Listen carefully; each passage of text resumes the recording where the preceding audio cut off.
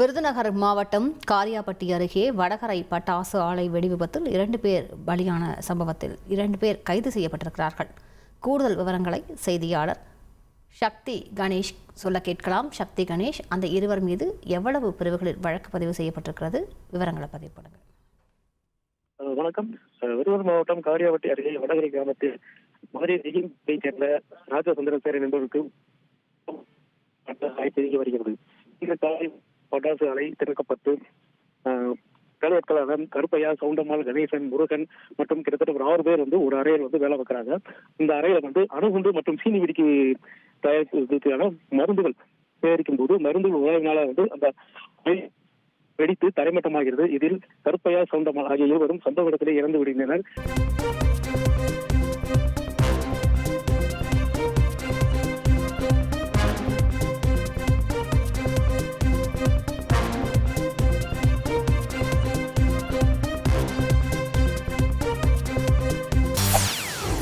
செய்திகளை உடனுக்குடன் தெரிந்து கொள்ள உடனே சப்ஸ்கிரைப் பண்ணுங்க.